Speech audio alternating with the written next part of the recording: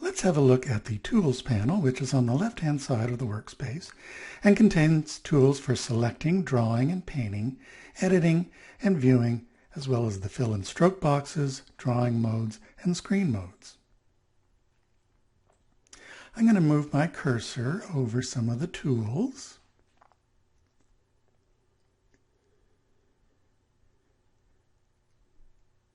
There we are with the Tools panel on the left-hand side. Now if I hover my cursor over those, I get a tooltip which tells me what the tool is, along with the keyboard shortcut in parentheses. So you don't always have to remember what those tools are. You just hover your cursor over them and that tells you what they are. Now when you see a tool with a triangle in the lower right corner, that means there are more tools underneath it. So you just click on that triangle, hold it, and that will bring up the other tools beneath it. And if I want to move that panel away from there so that it makes it easier for me to use those tools, I'll just click that right-hand bar and that will allow me to separate those tools. It can be convenient to do that at times.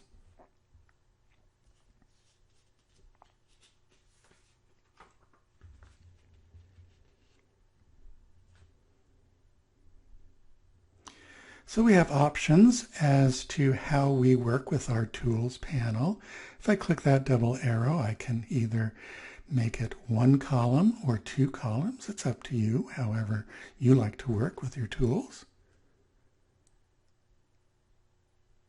We can also separate the toolbar from its location just by clicking that area at the top and move it around to wherever we want to.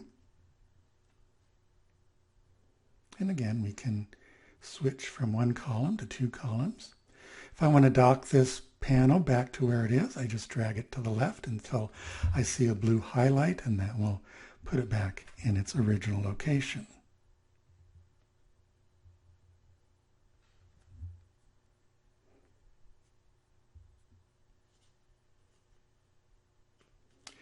We can use more tools by clicking the dots at the bottom of the Tools panel.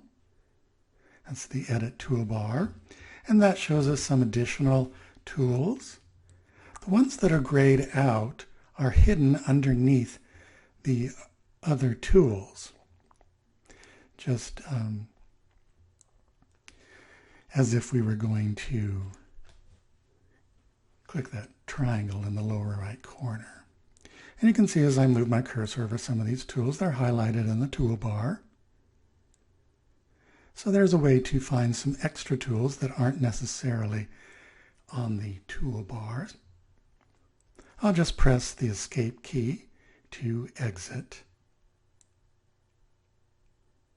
the additional tools.